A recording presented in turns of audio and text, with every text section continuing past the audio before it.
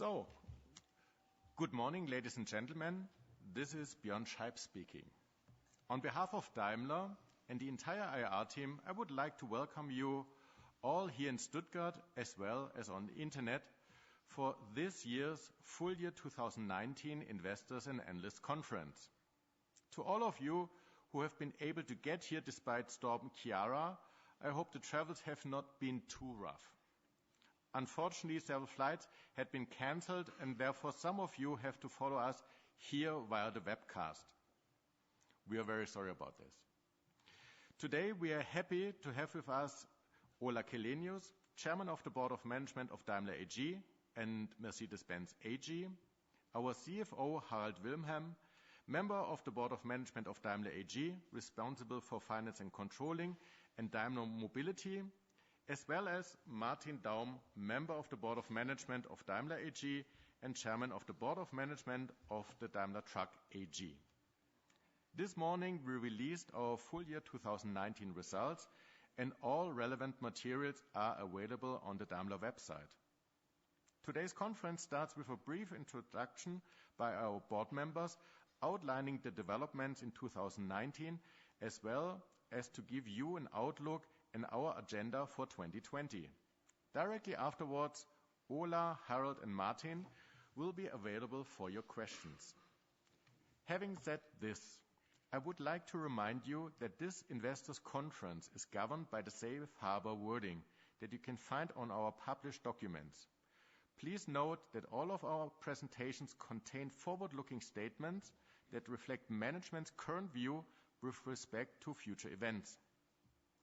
Such statements are subject to many risks and uncertainties. So if these assumptions underlying any of these statements prove incorrect, the actual results then may be materially different from those expressed or implied by such statements today. Forward-looking statements speak only to the date on which they are made. Please be aware that this conference will be broadcasted, recorded, and then will be available for replay on our website. And last but not least, please switch off your mobile phones. With this, I would like to pass over to Ola. Thank you. Thank you, Björn, and a warm welcome to this conference, and also to all of those who join us via live stream. Going into this conference today, I was thinking that before I actually start with the presentation, I wanted to reflect a little bit upon the situation and think about what has happened over the last few months and looking forward into the future.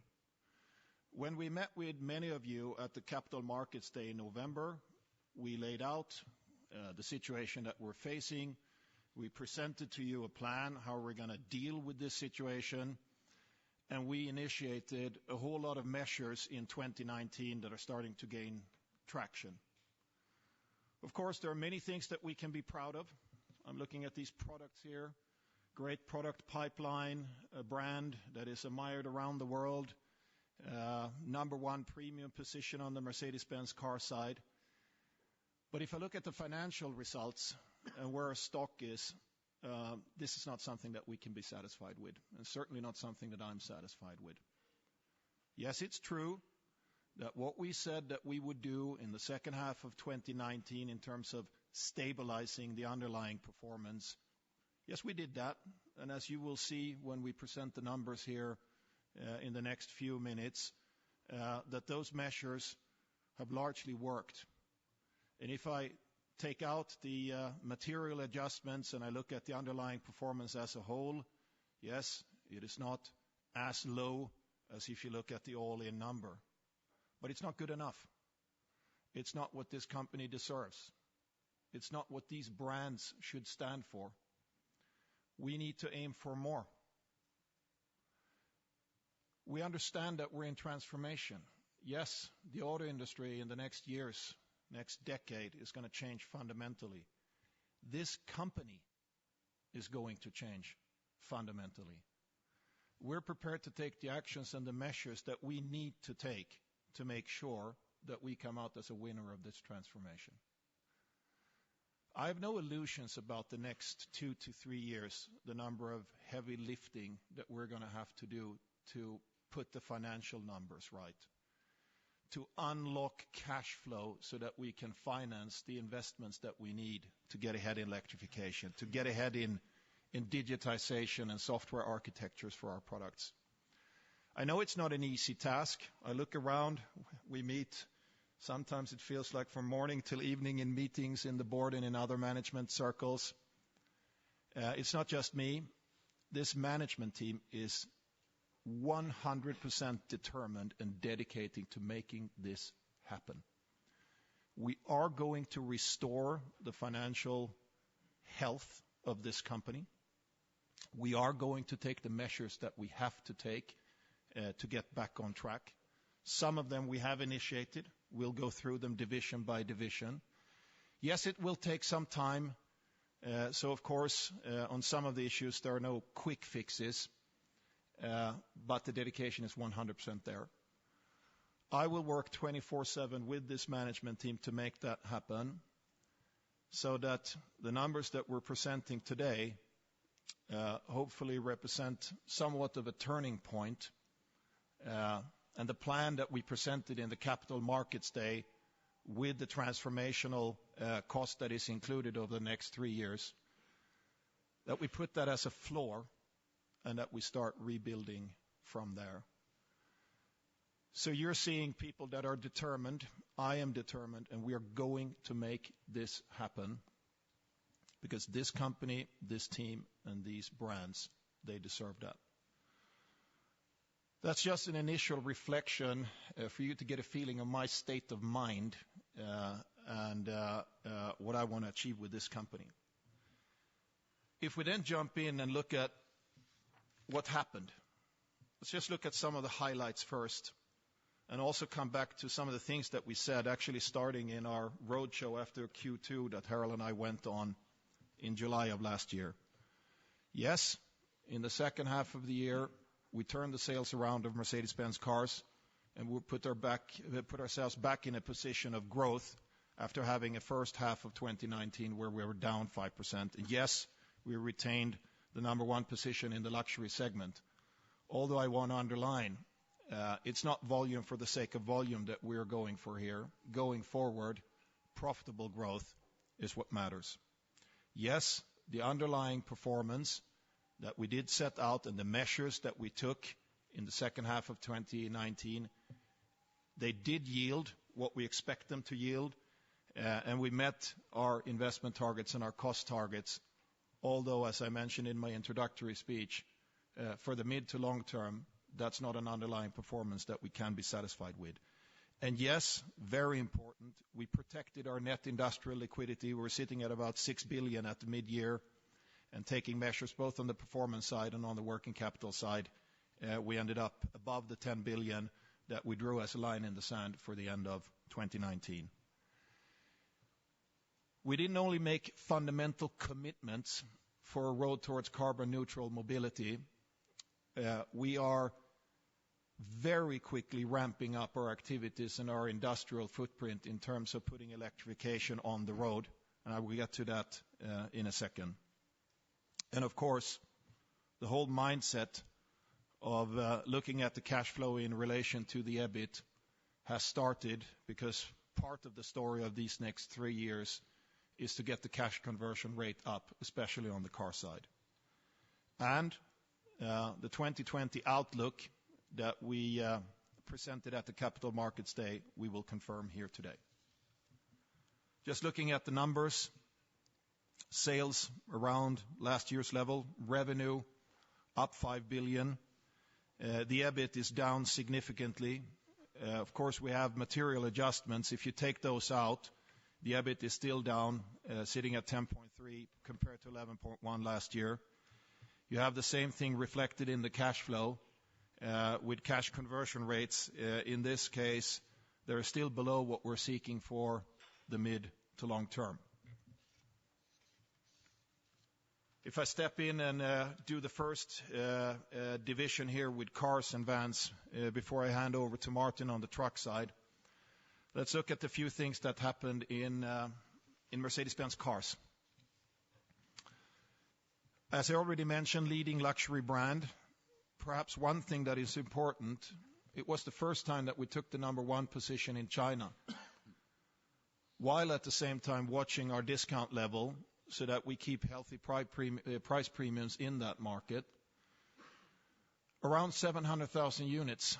If I think back 5 or 10 years ago, I don't think we could have imagined what had happened in China and the amount of growth that we have been able to capture there.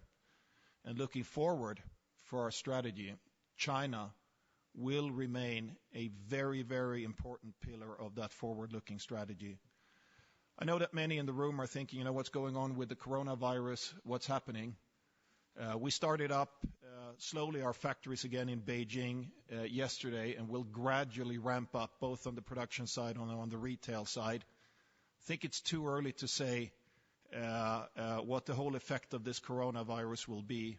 All I can say is that our partners in China and the team that we have there at BBAC with Bike, the amount of effort that this team has put in to gradually get back into an orderly production manner must be applauded. I've seldom seen that kind of dedication and determination to make that happen. We talked about last year that we had some launches. I'm looking at the vehicle to my left here, the GLE, that had not gone as smooth as we have gotten accustomed to at Mercedes. We fixed those operational problems in the second half of the year. We're now in stable operation in our Tuscaloosa factory, actually at all-time high levels, which is what we had tooled up for. We've also stabilized our operations in Mexico, together with our joint venture partner Infinity there. And we have also stabilized our battery production activities that are mainly in Germany but are spreading around the world. I already mentioned carbon neutral mobility, and I will get to that when we talk about CO2 later. We redefined the smart business model. We've moved it into a new joint venture. It's going to be done out of China. The products are in development, and smart will be redefined as of the second half of 2022 when the new products come. And of course, we have, I would say, left no stone unturned to look at how we can improve cash flow, including significantly reducing inventories from the end of June last year till the end of December of 2019. Financials, you saw them already in our press release. Slightly up on sales, slightly up on revenues. The EBIT burdened about mainly by the material adjustments. If you look at the underlying, it was 5.8 with a return on sales of 6.2%. If you look at a transition from the 2018 results to the 2019 result, what is it then? Yes, the net of volume, structure, and pricing was a slight positive. Not as positive as we had planned, had we had smooth launches and more availability of products in high demand, but a slight positive nevertheless. Foreign exchange rates last year hit us relatively hard in the wrong direction with about 670 million. And the billion other cost changes are mainly in conjunction with the technology that we're putting into our products and the spend that we're doing for technologies going into the future that we need for transition. And the disclosed items have been commented on, mainly diesel-related, but also with regard to the recall with Takata. If you take those out, you come to the 5.8 billion that I just mentioned. Then we come to vans. Many have been puzzled with what's going on at vans. Pretty healthy business, maybe a little bit in the shadow of the passenger car and the truck business, but a healthy member of the Daimler family. And suddenly you end up with a year where you have a horrendous loss. What happened with vans? Let's break that down. First of all, we don't have a product problem. We actually reached a new sales record. The new Sprinter that we launched has been very well received. It's a great product. We facelifted the V-Class, which we introduced a few years ago, and it's really taken that segment of the passenger car side of a people mover by storm, especially in Europe, but not only in Europe. And we presented the first electric version of that. There's been quite a buzz around it, and we're going to launch that in the market this year. Also here, we had a new plant starting up in Charleston in the United States, which faced similar challenges to the other operation in the U.S. That has also now been stabilized, and we're looking at a much more healthy situation in 2020. But that burdened our cost level with excessive startup cost. And equal to what we're doing on cars, efficiency measures and cash flow measures have been taken across the board. And we had to make one tough decision, one big and tough decision, that the X-Class that we launched now about 3 years ago is a product that didn't work in the market the way we had expected.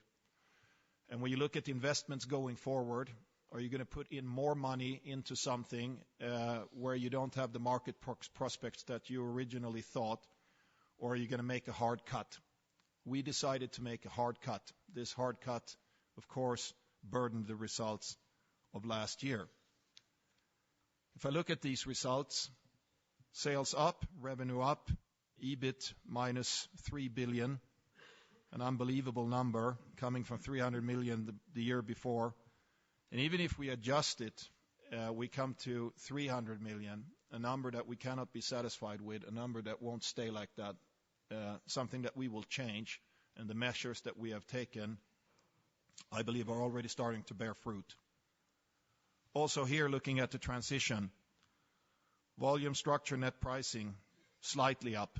Foreign exchange rates, not as significant on the van side as on the car side, but nevertheless cost us 120 million.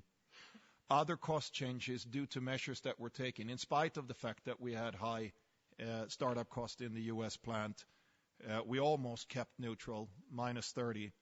And then we have the disclosed items with mainly regard to diesel, the discontinuing of the X-Class and Takata. Putting that back up, we would get to 284 million. It's not a level of profitability that you should have with vans, and it's not a level of profitability that will stay with vans. The measures that we initiated in the second half of 2019, they will start to bear fruit in 2020 already. And similar to the story of cars, even though I described the tough 3 years that we have ahead of us, 2020, 2021, and 2022, the vans will follow suit in the same fashion that we are doing with cars, and we're going to put that right. With that, I would like to hand over to Martin that will give us an update on what went on with trucks in 2019. Martin, over to you. Thank you, Ola. And we change from the world of passenger cars and vans to the world of trucks. 2019, we continue to be the world's largest leading truck manufacturers, by far. We all know that size is not the only thing that matters. It's ultimately profitability. But on the other side, it gives us a unique market positions. Our strategy with global presence, with global platforms, and with driving the industry through cutting-edge technology, all worked out in the last year and gives us, in my opinion, a great platform on which we can build up our success in the future. We had a strong performance in the NAFTA market. At the beginning of the year, we decided not to follow the overheated market with expanding our capacities, which proved right when in the second half, suddenly the market cooled off. And we had in the fourth quarter, despite still on the retail side, a pretty strong quarter, but on the factory delivery side, from all competitors, foreshadowing the weaker 2020. We were well equipped to adjust to that coming, I wouldn't call it market downturn, but market normalization. And that accompanied by absolutely benchmark results in this market segment. So we have the blessing to have a true market benchmark in our own family where we know all the details, how you run a very successful trucking company, and we just have to transform that to other parts of the world and everything will be fine, which is more difficult to do than to say. In Europe, we launched our new Actros. It was rewarded as Truck of the Year 2019, a huge honor and a huge reward for that cutting-edge technology. We got rid of the mirrors, improving fuel efficiency, as well as safety, as visibility, high take rates, but we had a delayed launch because we do it right. If you bring out into the market something completely new, you don't want to flaw it with quality problems. You want to have it absolutely picture perfect, and that happened. We have good take rates, we have the reward from the press, we have the reward from our customers, and I'm very confident that this truck will really rock the market in 2020. We had on the other side in Europe a significant deterioration of the market environment. We have to reduce our production rates in our plants in Germany as well, have to adjust. We are used to that cyclical business. We have the measures in place. They worked, was basically a good adjustment. When it comes to transformation, that will come in our industry as well. I see us very well equipped. We are absolutely committed, and I'm convinced that in a couple of years ahead, let it be 10, let it be 20, the number of CO2-free, zero-emission trucks will be much, much bigger than today, will become the major source of electricity. And we have these days a discussion whether this will be battery electric or fuel cell trucks. And my answer is it's both. It's an electric truck. It's just a different power source. And in trucking, it will be both. In short distances, rather battery electric. On the longer distances, rather fuel cell. We are in both areas very well prepared.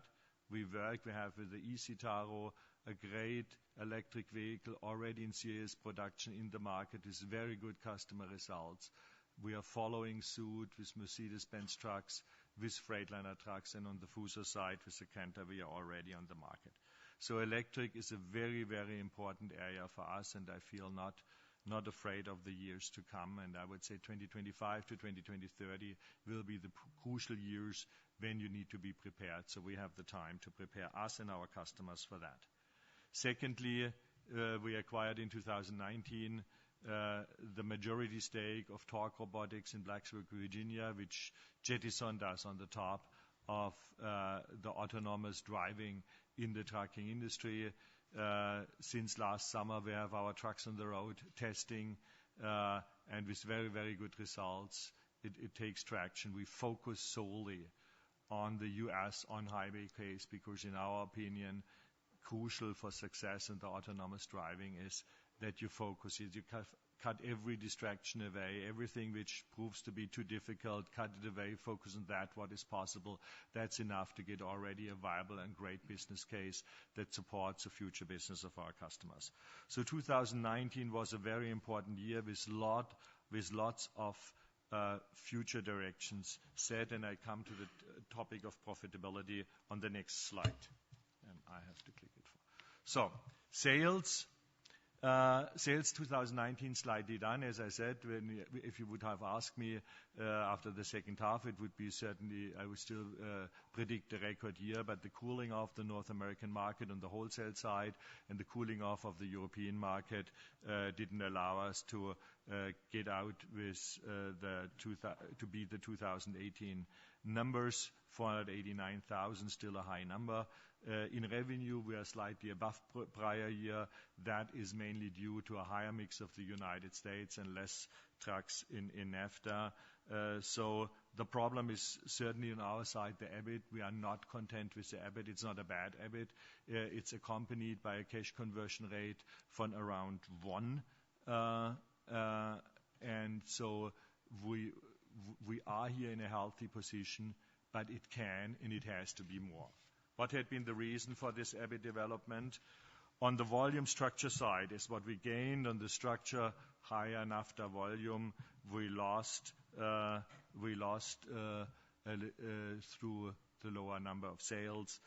So that was basically a wash. Foreign exchange is for us mostly the translation impacts when we translate the US dollar results into euros, which we report here, so that was a positive. On the other side, in the other cost changes, we are flat on material cost. What we gained on efficiency was eaten up by raw material, especially in the NAFTA region.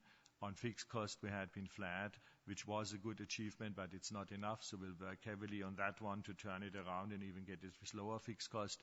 But we had two burdens which are covered here in the minus 400 million. One was we had to adjust our used truck inventory in Europe to the tighter market conditions. And secondly, we ramped up significantly our investments in new technologies, e-mobility, and autonomous trucks, which is part of that number. All in all, it's a glass which I would rather consider half empty than half full, because we have clear plans in place to make that glass half full. We have all the ingredients, we have the people, we have the markets, we have the brand reputation, we have the technology, we have the products. Nothing should stop us to show here a much better number.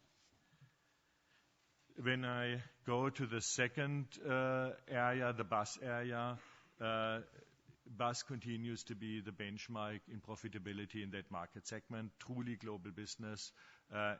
In every major market except NAFTA, we are very well positioned. We maintain that leading position. We have with the e-Citaro, in my opinion, a cutting-edge product out, the best electric bus money can buy these days for Western Europe. Very, very good results in the first cities. We are there, and we're ramping up steeply in 2020, and we deliver on our target margins, but we continue with our efficiency efforts. The financials on the bus side, about the same as last year, same 2,000 more sales, slightly more revenue, and an EBIT of 283, which translates in a ROS of 6%, which is benchmark in that industry. Here as well, a cash conversion rates even from slightly larger than one, which reflects the possibilities we have leveraging on our technology on the truck side for the bus business. How did the numbers develop? I go shortly through it. I think it was something of everything. And then on the other cost changes, we have again less capitalization of development costs. We have a very low rate of capitalization of development costs. So all the future is not burdened by the past. And that basically gave us this result of 283. And I see here, even on the bus side, room for improvement on the profitability, and we are working on it. I can pass it on to Harald. Thanks a lot, Martin, and hello and good morning to everybody. So what happened in Daimler Mobility in 2019? First and foremost, again, a strong support to the core business, which means each and every second vehicle of the group got supported by DMO in 2019 via competitive financing and leasing solutions. That means the portfolio is now at 5.4 million vehicles at the end of 2019. At the same time, attractive returns got generated in Daimler Mobility. I'd like to highlight that, in particular against the backdrop that we had to put additional equity due to the regulatory requirements, in particular in Germany and in China, for approximately 2 billion euro, which means that the equity ratio moved from roughly 8% in 2018 to now closer to 9% by the end of 2019. What else? We retained the prudent risk management in the course of 2019. Overall, I think, that allowed us to contain the net credit losses in a reasonable envelope. We had a moderate move thanks to that prudent policy, and that's definitely what we want to retain moving forward. Another highlight certainly was the creation of the Now family jointly with BMW in 2019. First, on the business side, the customer base expanding nicely. So I think, good progress is made over there. At the same time, we looked at, the setup throughout the year. We prioritized the activities into 3 verticals: the ride-hailing, the car-sharing, the parking, and the charging. We clearly set strategy for each of these. We clearly agreed jointly the business plans. So we're clearly set for action in this field moving forward. Overall, let me reassure you also at Daimler Mobility, efficiency and gaining efficiency also by digital effort is on the top of the agenda, certainly for the benefit, for the convenience of our customer base, but also to drive efficiencies in the bottom line and that helped to improve the cost-income ratio in Daimler Mobility in 2019. Looking at the numbers, the new business grew by 3%, chiefly in Europe, North and South America. The contract volume now is at 163 billion, so that support of 9 billion increase was also helped by an FX impact of 2 billion. I would emphasize that happened mainly in Europe and in the Americas. On the EBIT side, we see the EBIT reported at 2.1 billion. On an underlying basis, we see that at 1.8. Let me explain that shortly. I mean, how we came from 2018 to the 2019 numbers. First, I mean, the volume impact was favorable. We had on the other side, I mean, the moderate increase of the cost of credit risk, as I just outlined before. We invested more in the scaling of the Now family. That's what sits here as a tailwind. And then we had, I mean, numerous one-offs. I mean, 700 million from the creation of the Now family. Due to the restructuring, the reprioritization, we had to record impairments of 400.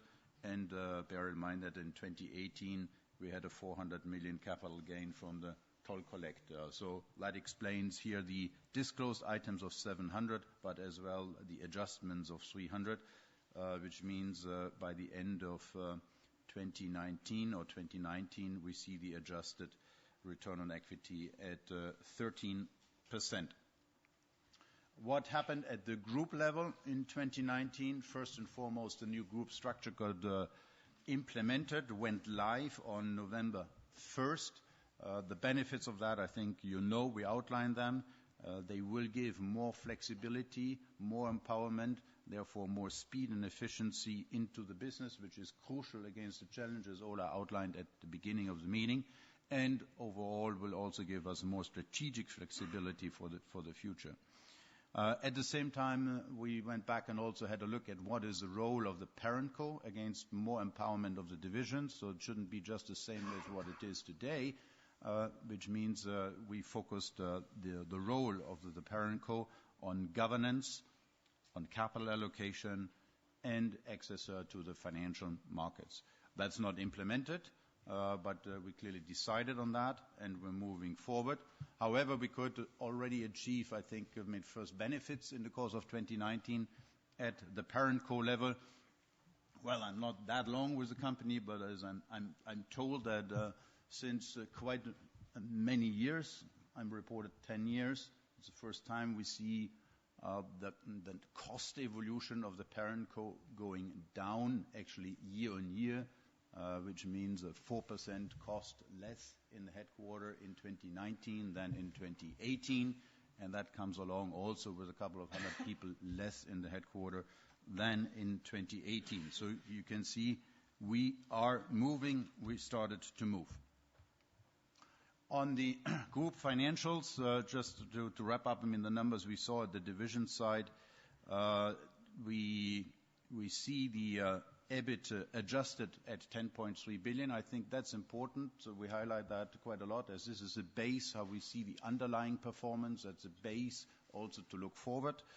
The reported is at 4.3 billion, impacted by material adjustments, and that translates, I mean, into a net profit of 2.7 billion, where we also recorded some impairment on deferred tax assets. All in all, after minority interest, that leaves us with an earnings per share of €2.22. The tax rate is at 29.3%. This is in the expected range for the midterm.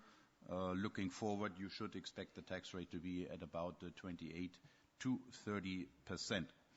On the free cash flow side, yes, I think we achieved the goal to turn the cash flow in the second half of the year. Full year was 1.4 billion positive. That includes, in particular, the payment to the German authorities in Stuttgart of 900 million. The adjusted free cash flow is at 2.7 billion for 2019. And with this, we could lock in the net industrial liquidity at 11 billion, which was our target for 2019. Looking at the EBIT walk on the group level, I think we touched base on all of the key building blocks. If you just want to wrap it up globally, I think continued strong demand, for our products. That's what we can see reflected also in the pricing, also in mix. So that at the group level is a 400 million tailwind. However, on the FX side, in particular to hedging activity, that got compensated or washed out by the hedge rates effective in 2019. And then, yes, due to the investments into new technology, into the future, and higher product cost, we have a headwind of cost increase of 1.5 billion year on year. What does it mean? The efforts we're putting into our future, the efforts we're putting into technology, the efforts we're putting into our products, we cannot materialize in 19 in the top line, and therefore it weighs on the bottom line. That's why we're not satisfied with this performance. That's why we have to attack the cost harder, even harder than we started to do in 19, and we clearly are separating that from the numerous disclosed items and the adjustments which we recorded in 2019. Talking about these adjustments, here you have the details of them. 6 billion all in all. 5.4 billion of them are related to our assessment of the true and fair risk, or from today's perspective, related to legal and regulatory proceedings. So that also includes the Takata airbag. Then the other chapter is on the stop of the X-Class, as Ola pointed out already before, and also in this section of the restructuring, you see the adjustments on the Now family from the restructuring outlined before. And in the last column, you see the benefit of the capital gain from the Now family creation. Just a warning before we move into the Q&A later. On the legal proceedings, as you know, we cannot comment further as these are ongoing proceedings, and further information will be contained in the annual report, which is coming out next week. Looking at the net liquidity, we started the year with 13 billion, not 16, as you know about the adjustment from the IFRS 16, so 13 billion being the starting point for the year. Then what happened? The free cash flow of 1.4 billion all in all. What can we see here? Cash from operations, 7 billion, including the settlement payment of 900 million, as I pointed out before. Then a working capital burden. What actually happened in the last quarter? A significant decrease in inventories. So with this over the year, all in all, basically we could level out the inventory beginning of the year till the end of the year. We had a strong sales in December, but then we leveled down the production level, so we had some headwinds coming from payables and could not collect all of the cash from the sales in December, which means we left traces in the working capital in December from receivables and payables. That's why you see a 2.1 billion charge here. Moving forward, definitely we want to attack that and do better on that. The other key observation I think on this is the investment compared to the depreciation level. You still see that due to the significant investments in the future at 10.6 billion, the cash flow is burdened by the mismatch of the investment and the depreciation level, with the emphasis on capital allocation and scrutinizing the investments moving forward. We will bring that gap closer together.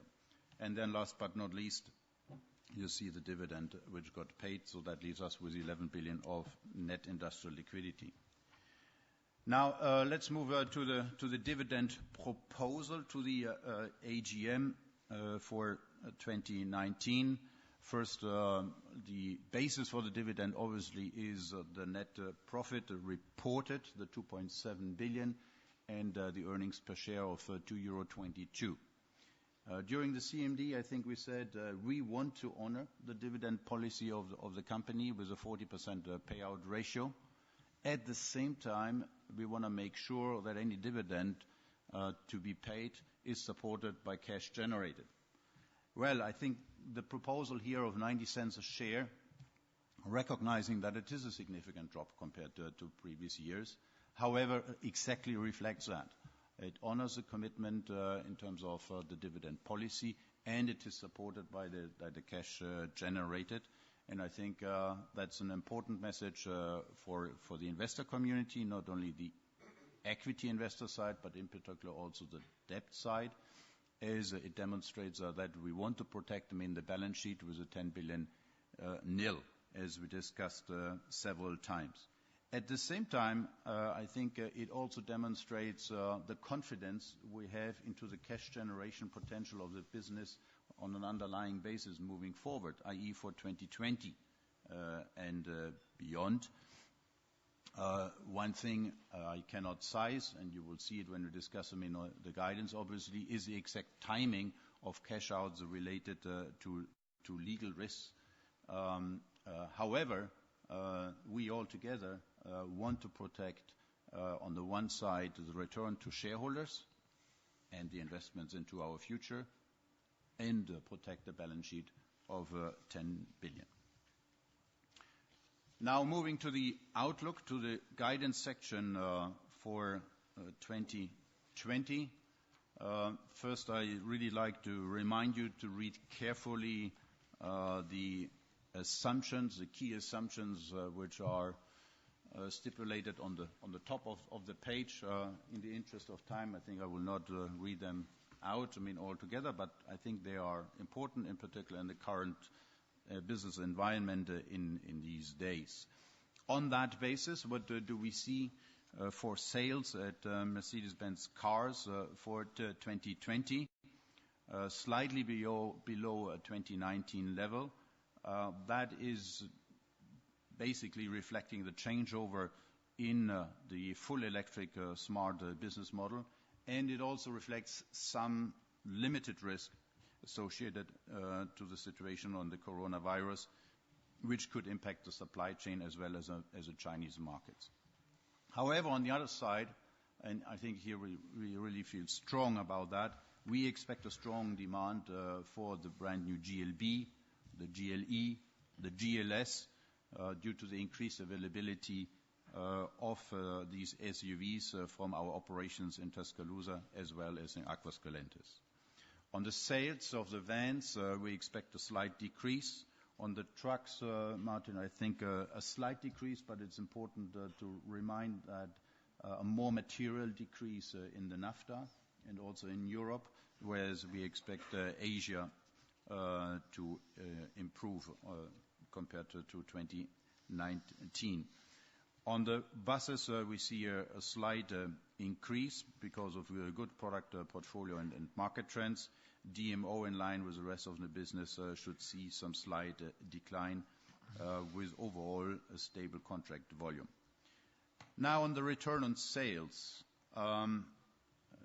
let me put that very blunt and straight here.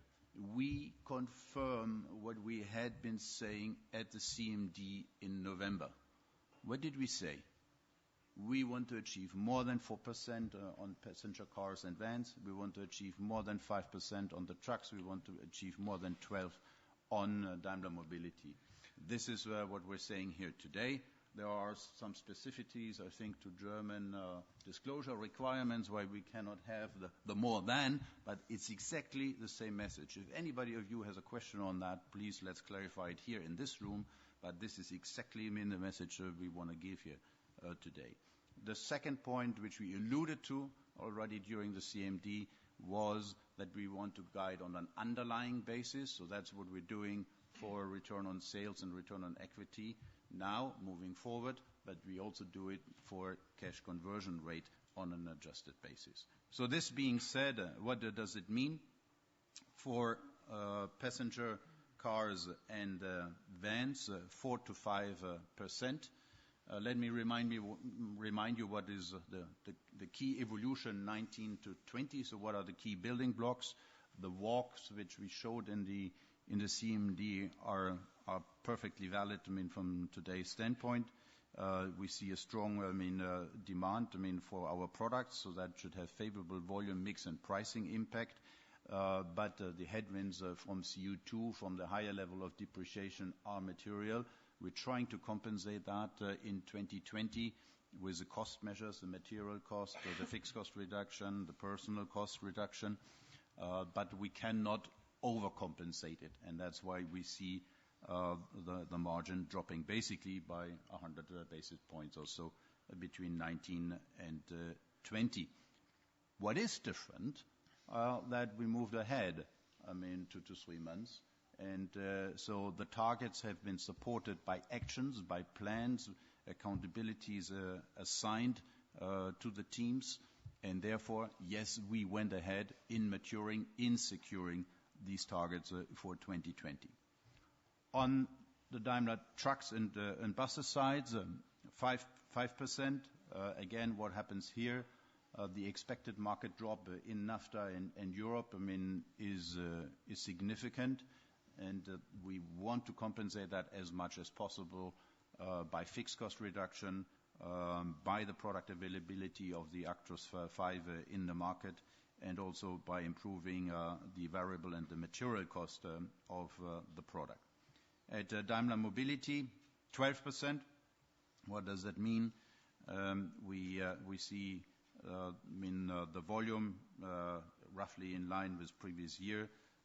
We have to expect a bit of headwind from cost of credit risk normalization, as well as in current environment, maybe a bit of margin pressure. That's why we see that roughly 100 basis points down for 2020. On the cash conversion rate adjusted, first in terms of, what is it? It is the CFBIT at the division level on an adjusted basis over the EBIT adjusted at the division level. Again, if there is any question on that, let's kill that and knock it off here. Where is it where we want to be in 2020 with it? For cars and vans, in a corridor of 0.7 to 0.9, and on the trucks and buses between 0.8 and 1. So I would say compared to 2019, some material improvement. How do we want to get there? Priorization of the investments. We put the investment cap into place in all of the operational plans, and we will work on the working capital further in 2020. What does it mean at the group level? So first on the underlying performance at the group level, obviously, the 3 units are down, so at the group level we should see the same. So we discussed that, I think, before. I don't need to repeat that. If we look at the EBIT reported, however, we see the EBIT reported significantly up, and that is chiefly due to the significant material adjustments recorded in 2019. If we look into the EBIT reported for 2020, we expect restructuring charges from the personal cost reduction program in the order of magnitude of 1.2 billion euro. At this stage, we size the overall program slightly above 2 billion euro. Looking at the free cash flow of the industrial business in 2020, we will definitely continue to put significant and important investment into our products and technologies for the future. But 2019 was a peak, so we cap it for 2020, and we'll put additional efforts in terms of priorization for the years beyond, obviously. What we can say for the cash flow all in for 2020, that it will be significantly above 2019 level. I have to make one exception to it, which is the possible cash out related to legal and regulatory proceedings, just as absent final and settlements on this, we cannot give any timing of them based on the current sizing as we recorded it in the books. On the restructuring charges I just mentioned before, we rather see them hitting the cash flow in 2021 and beyond, not in 2020. So if I can wrap it up on the guidance here, we clearly put the line in the sand with what we said at the CMD. Here and today, we confirm these targets, but we initiated actions to secure them, and I think that's what you want to talk about moving forward now, Ola. Thank you, Harald. So if we sum up, what is the 2020 agenda? What's on our jobs list, if you will, for this year? Much of this we have talked about in terms of cost efficiencies, cost restructuring, cash. Maybe two things I want to highlight beyond what we have mentioned already. On the one hand, because most of the headwind is on the variable side through electrification and measures that we need to reduce CO2 on our products, that means it's on the material cost side that we have to do the most work to outweigh this. Needless to say, in 2019, we started a comprehensive program together with our suppliers and also in our own engineering to find ways to improve products and take cost out and complexity out. But next to that immediate exercise, which is focused on the next few years, we are looking for new architectures to fundamentally rethink complexity of our products. Those are things that will yield results further down the road when we introduce new architectures, 2024, 2025 and beyond. But it is a dual exercise, not just focusing on the short term, but looking at what does our business model require in the long term. So both is happening. And as Martin mentioned, I think especially for the European truck side, to improve the variable cost of the Actros truck and the other products there is one of the key pillars to restore healthy profitability for trucks. With regard to personnel cost reductions and other measures, SG&A, it's of course an across the board. We have now initiated the program for personnel cost reductions. We have set ourselves a target that we communicated when we met with you at the Capital Markets Day in November to have a run rate reduction of 1.4 billion euro for the group by the end of 2022. We negotiated with the labor side, with our social partners, to put together a framework how to execute this. Many things you can do without that framework in terms of not replacing fluctuation and so on. Of course, all of those measures that we can take unilaterally, we have already started. But that won't be enough. We need packages for termination as well. And this process is starting now this spring and will continue for the next couple of years. So also this has been initiated and will be a priority in 2020, but also in 2021. There has been much discussion and speculation on CO2. In November, I showed you a picture of an estimated fleet average based upon NEDC at the end of 19 of 138. The actual ended up at 137. And we need to get down to a target. We know that the generic target for the EU is 95. Based upon the size of your products in your portfolio, that number is different for each car maker. In our case, it will be north of 100. We can only make an estimation at this stage based upon the sales profile that we have in our plan, but the actual sales will then determine what the final number is. How are we doing this? It's electrification across the board. Should we, many years ago, when we started these projects, started earlier? Yes, we should. Have we, in the last 2.5 years, significantly ramped up our efforts to make sure that we can meet these targets and double down on investment, both on the engineering side and also on the production side, to be able to meet this? Yes, we have. We are looking at a very, very big year in terms of industrialization of electrification to get into the target vicinity. So as I mentioned in November, It is possible to get to target achievement. I realize that 2020 and 2021 are our most challenging years. I feel much more comfortable with 2022 and beyond with the product pipeline that we have. But I also want to state clearly, as a matter of principle, we have flicked the mental switch. We are on the road to CO2 neutral mobility. This is a core element of our business strategy. We're going to execute it. Every architecture decision that we make now going forward is electric first. So mentally, we're on the other side, although we have industrially a big task for 2020 and 2021. What does this industrial task look like? On the electric car vehicle, we're ramping up production of EQC. We have very healthy demand. If you look at XEVs in total, so a fully electrified smart portfolio, the EQC, the EQV that is being launched this year, we're presenting the EQA also to the market, even though we're launching it next year alongside with a range of other electric products. We're going for a very steep ramp on fully electric vehicles. Plug-in hybrids, I don't think there is any manufacturer, premium manufacturer, that has a more comprehensive portfolio than we have.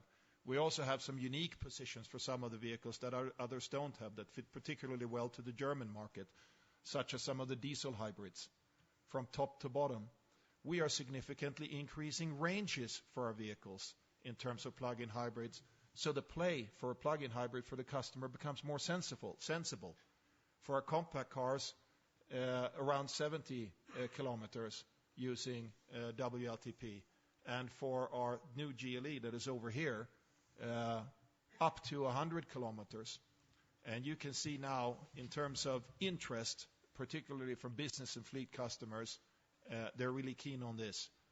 What does it mean industrially? In this year, we want to more than quadruple the number of XEVs that we're going to deliver in the market, and more than double the number of 48-volt mild hybrid systems. So it's a very, very steep ramp up, and we're going global on this. The electrification will follow all our plants around the world, investing $1 billion plus in our operations in Tuscaloosa as one example, and we just started our first full-scale battery plant at our operations in Beijing at the end of last year.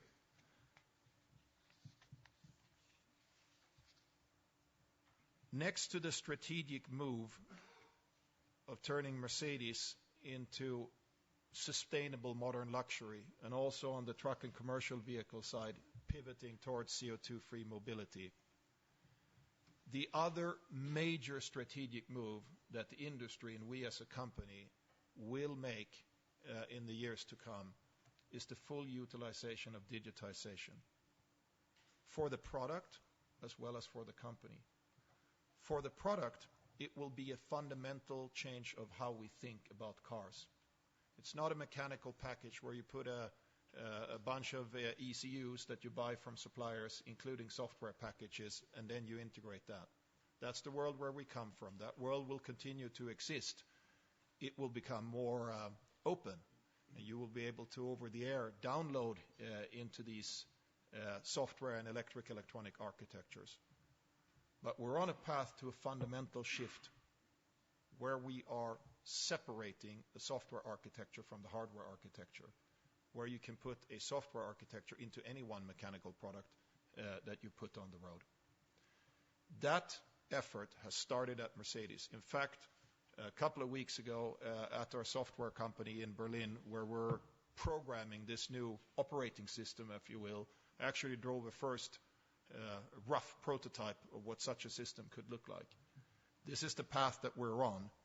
That's why when we talk about personnel cost savings, we have not pulled out the lawnmower and just mowed down every department in the same manner.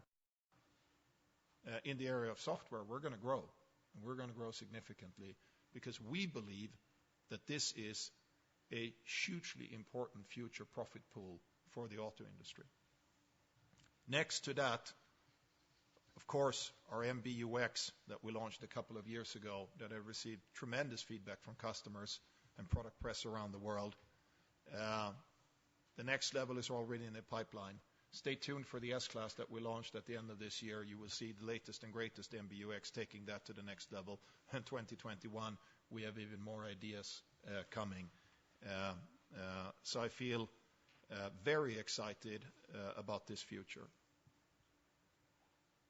If you want to be successful making strategic moves, pivoting the company towards electrification, pivoting the company towards a software future, on top of a strong mechanical heritage, you need to work on culture.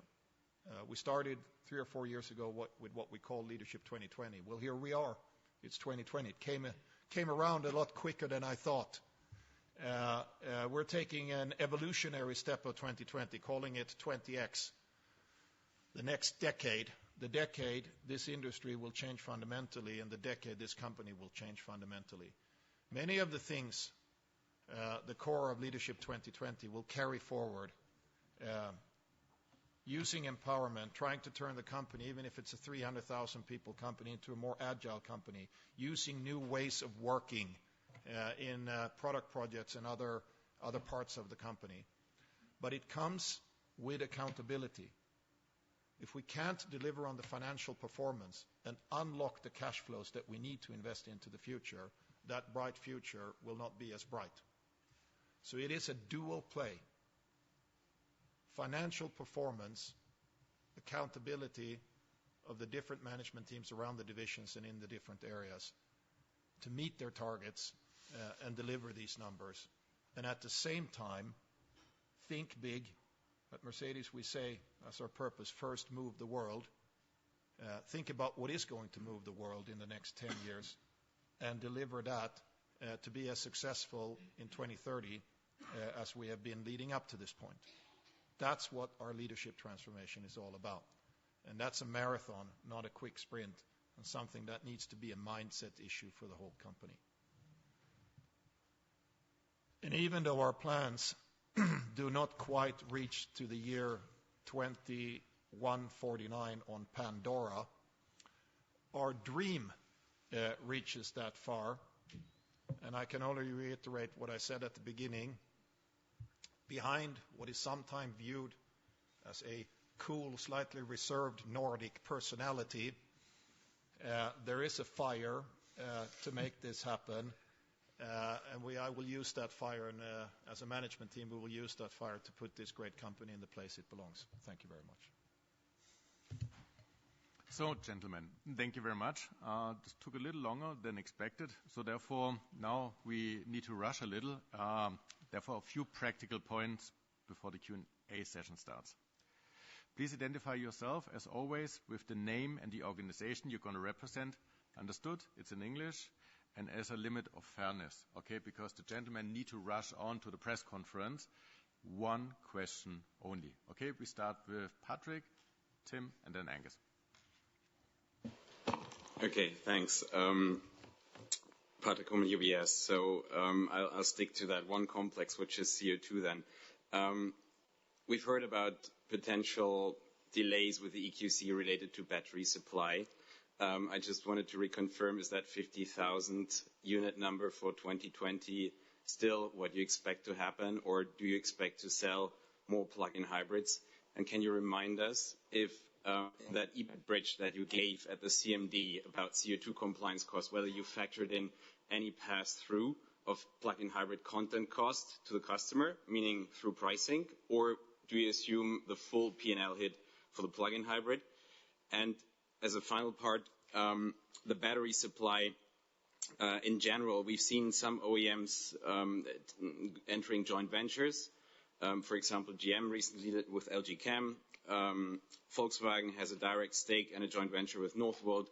And battery cell supply doesn't look quite as stable and reliable as maybe people had thought a year or two back. So was it maybe a mistake not to invest euros directly into cell manufacturing in the form of joint ventures or whatever? Or why do you think it's still the right decision to stay out of this business? That was a very long one question. Let's start with answering. The underlying plan that we presented in 2019 at the Capital Markets Day, which is the fundament for putting us in a position to be able to also reach the targets in 2020, although we cannot with certainty say exactly how the market will behave. That underlying assumption is intact. So we are on that plan. We have not changed that plan, and that reflects this going from a 2% to a 9% XEV. And it's a mix of battery electric vehicles and, of course, plug-in hybrids. And then we have the 48 volt as also another measure. So that plan remains robust. We don't have a individual shortage of cells to be able to make that happen. I have to make a short comment on EQC. We did, at the end of 2019, from a supplier on another component, have a supplier raise his hand and said that one of their sub-suppliers had a component that had been produced out of spec. So before we launched, we, of course, pulled the produced volume back and had to refit those cars towards the end of the year and the beginning of this year. That held us back somewhat. That had nothing to do with cell supply in its own right. Our supplier set for cells, we have 5 suppliers for cells. They have confirmed their supply for the next few years, whereas we don't have a joint venture with them.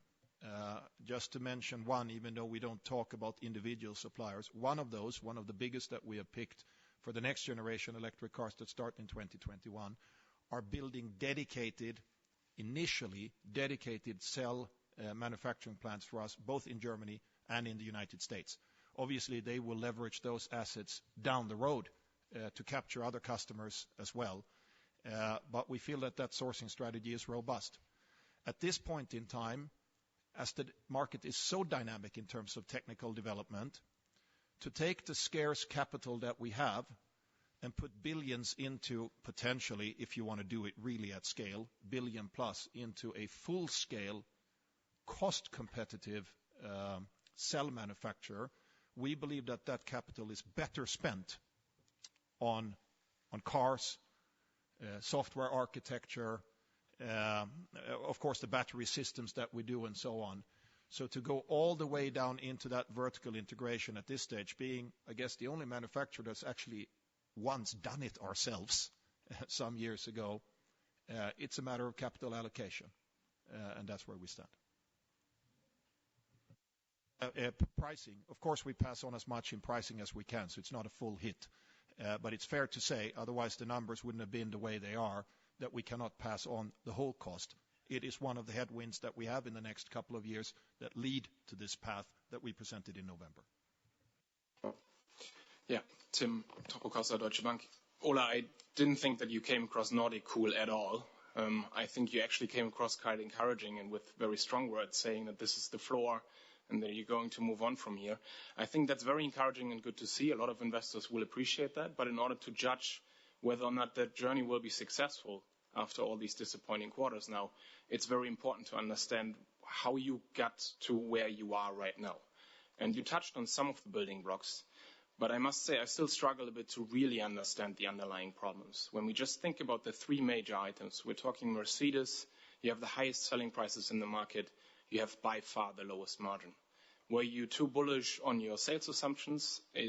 Are you over-engineering the product with things that your customers are not paying for? Or what is the underlying problem? Also, when we look at Vans, 2% adjusted, everyone else prints money in this segment, at least in Europe, but actually also globally, given the relatively low content and good pricing. Why are you not at 10% but only at 2%?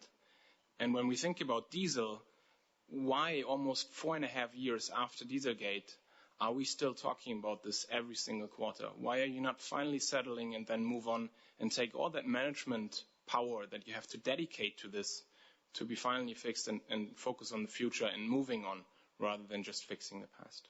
Thank you. I'm going to start from the back.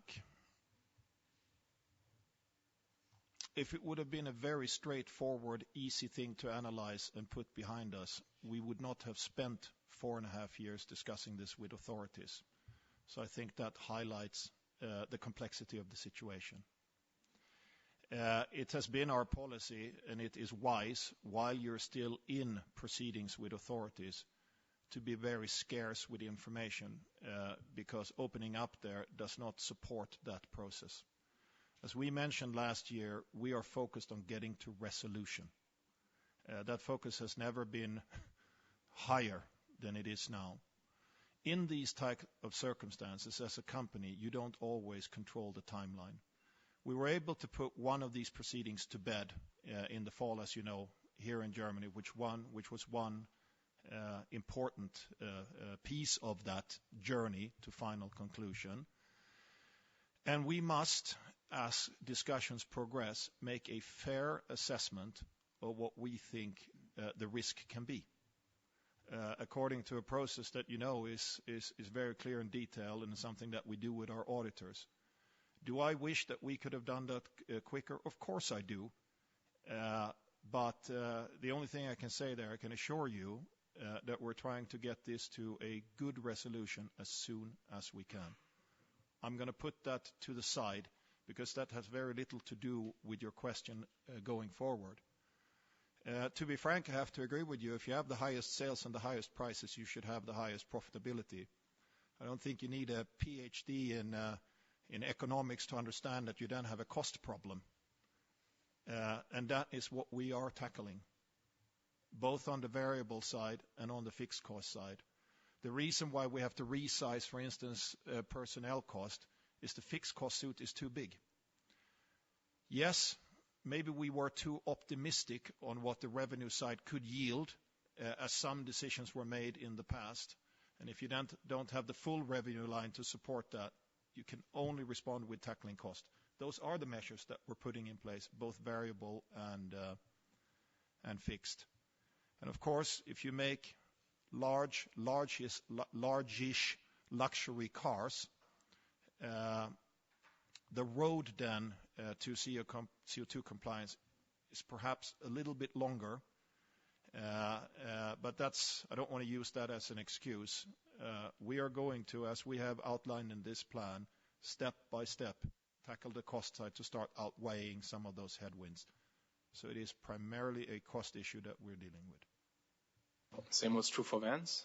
Oh yeah, vans. Vans is a little bit of a special story. 1.9% unacceptable. We're going to start changing that number this year. 10%, I don't think we've ever had that. That would be a phenomenal number, but we're going to start changing vans this year. And there was, of course, some of those material adjustments that burdened heavily the result in 19, but even the 300 million is not acceptable. And it's a combination of portfolio mix and cost, but primarily also cost. And similar to passenger cars, we're going to tackle that as well. So next one is Angus, then it's Jose, and then Horst. Okay, Angus from Citigroup. Hopefully a straightforward number one. You talked about the GLE is now going at full speed in the US. When we think about the inventories, are you happy with where you are, particularly on GLE inventories? And when we think of the 2020 free cash flow guidance, can you give us any guide on how much for working capital benefit we should assume in that? I can start. You do payables and receivables. I do the physical stuff. As you know, when we did the roadshow after Q2, because of the issues that we had in the launch, we were sitting on too high in inventory middle of last year. That was brought in to balance by the end of 2019. So now we are, let's call it, at normal, healthy operational inventory levels in that operation. That doesn't mean that we're going to stop. Of course, we're looking at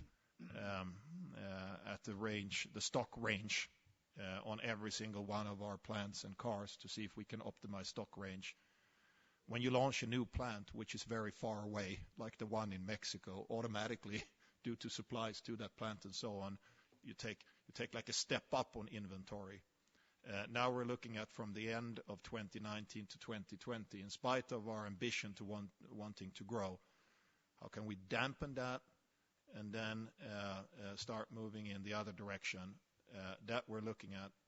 If you see the numbers for 2019, the 2.1 billion up on working capital, that was mainly a receivables and payables issue, not so much an inventory issue, because we largely put that right by the end of 2019. as we do the work share on the working capital, physical and financial. No, I think the remainder is not just financial. Yeah, clearly, and you can see in the numbers, if you look at the sales and the production level by the end of 2019, a healthy sales production has been leveled out. We have actually pretty short payment terms on the payable side, which means the payable plummet at the end of 2019, and receivables went up. That's chiefly in the burden of the 2.1 billion. Once the balance sheet is out next week, you will see it clearly over there. Do we want to do better than that? Yes, we want. But let me clarify one thing. When we give the cash conversion target of 0.7 to 0.9 for MBC and vans and 0.8 to 1 for trucks and buses, we see that as an underlying cash conversion moving forward. We do not expect in that any, call it more one-time benefit, which we could harvest from working capital. I think it's extremely important to differentiate. The underlying cash conversion rate we want to achieve by putting more emphasis on capital allocation and on the investment cap, and have a more natural balancing out of the working capital. On top of that, yes, we do believe there is potential to improve our net liquidity situation, also in perspective of some remaining risk of cash outs, which I referred to before. So that's our strategy. Thank you. It's Jose from JP Morgan. Just a question on trucks, please, for Martin. Martin, can you talk about your inventory levels in Europe and North America?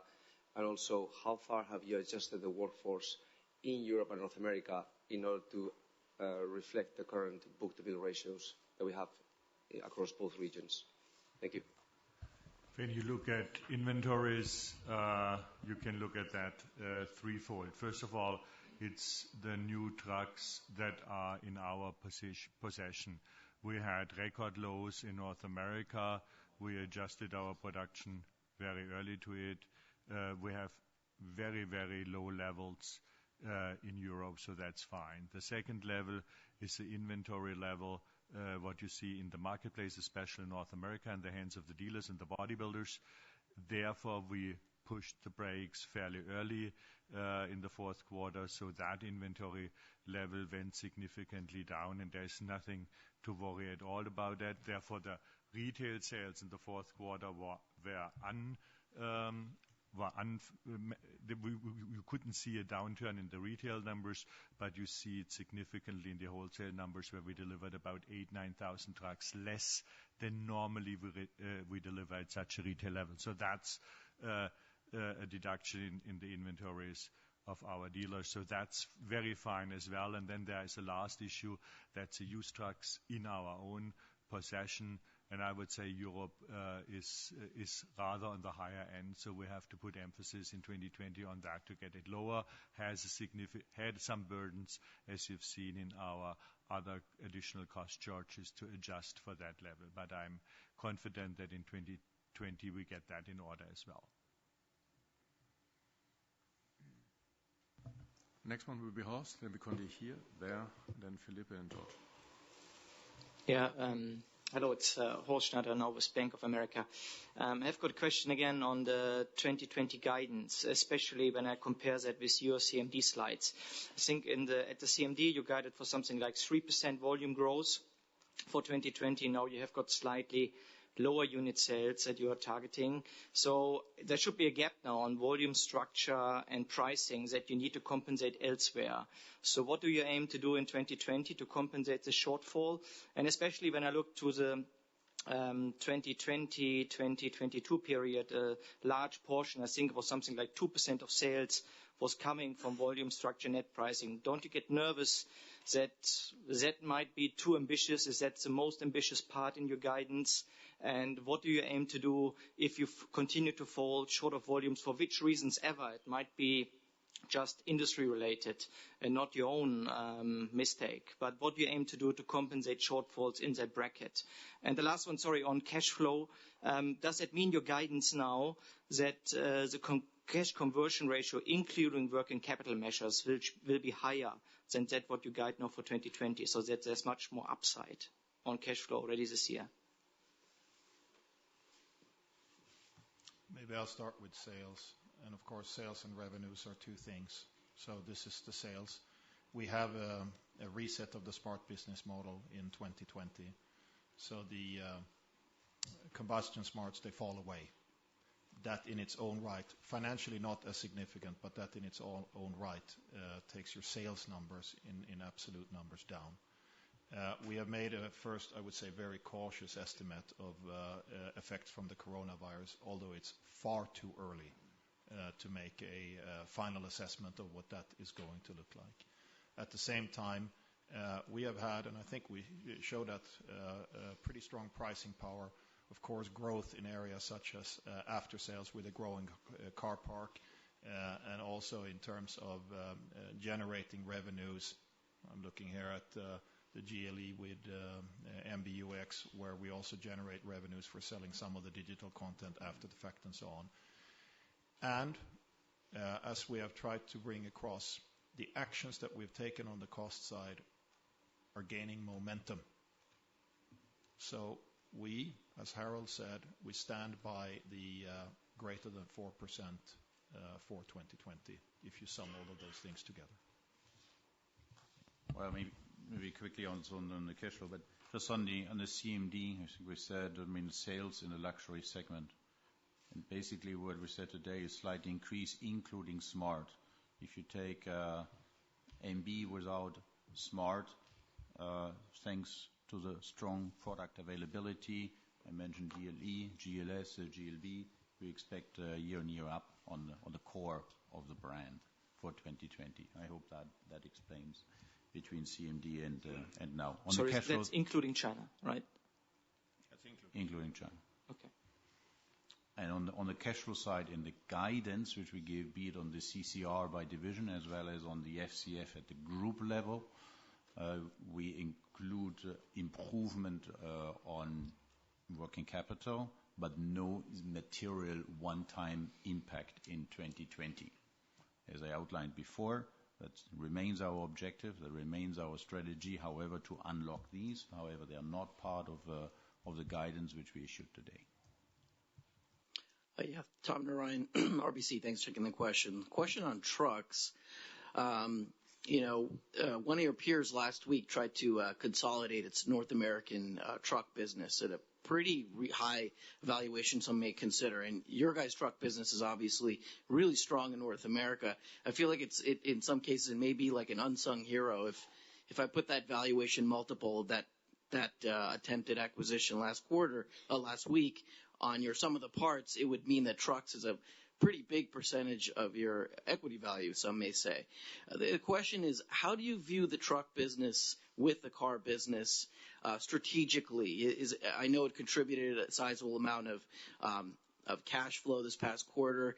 Is there more strategic synergy between the two, perhaps with battery technology in the future, autonomous? How do you view these two businesses strategically together?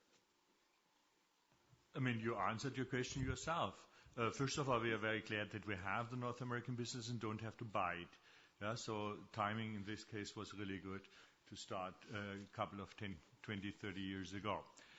Secondly, there are huge synergies or big synergies between the two. Yes, we collaborate very closely when it comes on all transformation-related things. We collaborate on the battery side. We collaborate on the fuel cell side. Where we see truck even more a better use case than on the pass car side.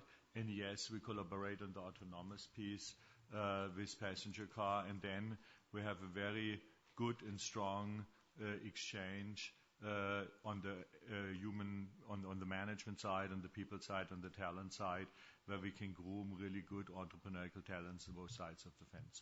So it's really there is a lot of synergies between the two. Thank you. It's Henning from HSBC.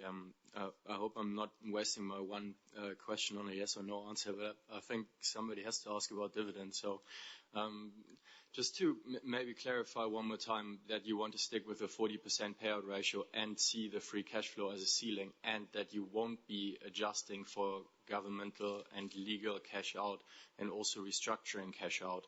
And obviously we're looking at several billion now that you have to pay out over the next few years, and I perfectly appreciate it's difficult to quantify both the magnitude and the timing, but maybe just conceptually that could mean that there's no free cash flow after such cash outs, depending on where they fall, and that would restrict the dividend possibly to zero. Is that a fair clarification? And maybe just while I can, on the restructuring itself, I believe you said you're anticipating 2 billion in 20, or 2 billion overall, of which 1.2 in 2020, just to clarify that as well. So let's knock off this one quickly. Overall 2 billion, I said 1.2 in EBIT in 2020. Yes. Cash will be more 21 and beyond, so smoother profile on that. 1.2 out of 2 in the EBIT in 2020, right? In 2020, that's what I said. So again, on the divvy, how should we think? I mean, 40% payout ratio, I think, is a good benchmark. And that's why we feel committed and adhere and stick to that, even at this juncture. Obviously, there is a question mark in terms of what is the level of cash outs beyond that.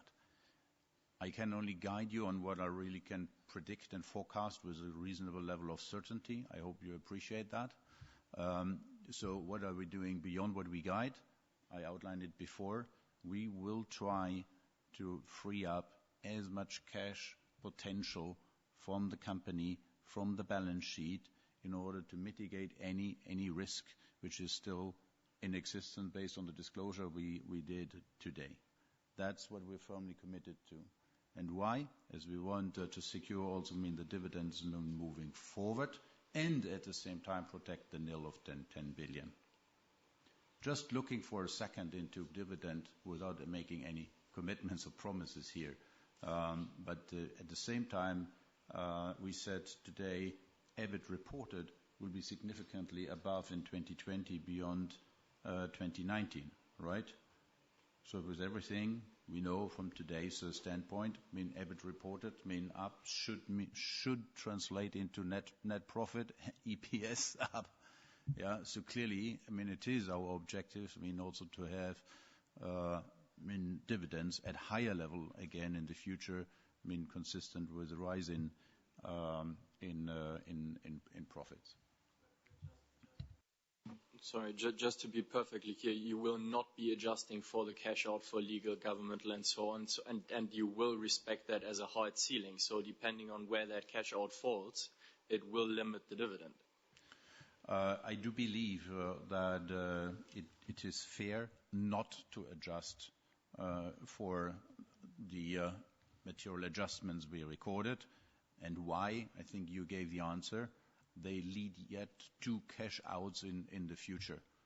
If all of that would be non-cash, we could have another debate. But it is cash outs yet to come in the future, and hence I think the reported base is the accurate one, the good one for the dividend base. Next one is Philippe, then George, and possibly we have then time for one more question. Yeah, Philippe Bouchot at Jefferies. My question kind of follows up on Henning's, but first of all, congratulations for getting your dividend. I think that was overdue, should have been done a year ago, so that's important to protect the balance sheet. What I'm trying to understand is you still have a lot of claims on your balance sheet, even if you generate the kind of cash flow you're talking about. My first question is kind of understanding, have you considered doing something like a perpetual hybrid like Volkswagen did to kind of buffer your equity base, protect your rating? I know it costs you a bit of money, but at the same time, it would kind of stabilize the balance sheet and ahead of the claims coming. And when I look at your cash conversion otherwise and kind of link it to your balance sheet, is you have a 3 billion gap between capex and depreciation. So that's a very chunky amount of money to hurt your cash conversion, your target. Some of your peers in the US, Ford and GM, are kind of talking about trying to match capex and depreciation And I'm just wondering how long might it take for you to get to that point, given that you're guiding to a flat level of investment. And if I can squeeze the last one would be, given your performance, your amount of capital you bring to this business for the years, I assume you do an asset impairment test every year, and I'm surprised you haven't done something to write down your asset base. Am I getting ahead of myself? Is that coming? What can you tell us about the mismatch between your earnings, cash flow, and the amount of the value of your balance sheet? Well, let me take the last one right away. Obviously, we're doing impairment testing as part of each and every disclosure. Our auditors look at that carefully, so I have no reason for any impairment test. This is unaudited numbers today, but I think we sit here with confidence that, the final accounts, which will be published next week, will be what they are today. At least that's where I am today with the finance team. Second point, in terms of any instruments or hybrids. No, I do believe that the cash potential of the company does exist. Just take the cash flow statement as we showed it. Imagine for a second we are able to balance the working capital. Imagine we were able to close the gap between investments and the depreciation level. Just take the 2019 cash flow chart we showed to you, the nil charge. I think it starts to illustrate potential. That's what we want to grab, and I think that's what we have to do also with regard to the remaining risk on cash outs we're facing. And on the cash generation, the CCR, the reference, the benchmark you mentioned, why do we say cars and vans should have a 0.7 to 0.9 in 2020? We put the cap, we put the brake. Beyond that, probably we'll go the other direction. So we stopped it, we flattened it, and at the same time, that's a bit more technical, depreciation is coming up. So clearly that material gap of more than 3 billion between investment and depreciation will close down. So we should have on a recurring rate of working capital, which is more balanced, and we should have investments and depreciation, which is more balanced. And then basically the cash from operations reveals into the bottom line on the free cash flow. Thank you for taking my question. It's George Galliers from Goldman Sachs. Just coming full circle to Patrick's questions at the beginning about CO2. Although you highlighted that you saw risk in 2020 and 2021, presumably where there's risk, you have a plan B. Could you help us better understand what your plan B is, whether it's withdrawing certain products from the market, pushing the EVs harder? Have you had discussions around pooling, or is it just paying the fines? And if it's not paying the fines, at what point in time will you have a view on whether you're going to need to implement Plan B or not? Will it be at the 6-month period, 9-month period, or even later in the year? We watch, of course, this on a monthly basis as we see how sales develop. But we would make economically rational decisions. So we would not do something that we feel would be less economical to demonstrate a certain number or a certain level of compliance. At the moment, our plan is to ramp up our XEVs. We have healthy demand, so I think it's more of an operational issue than it is a sales issue, to be totally honest. And that is why the industrialization of these different technologies is so important in the next 2 years. But we would not artificially cap, let's say, sales of high-end vehicles that are not in that compliance range. So, anybody shooting for the last question? So, ladies and gentlemen, thank you very much for your questions and being with us today. For the ones of you listening on the internet, thank you very much for joining in. Also, a very big thank you to my team for answering all your questions. Now, Investor Relations remains at your disposal to answer any further and open questions that you may have. Otherwise, we look forward to see you or to talk to you soon. Have a nice day and goodbye.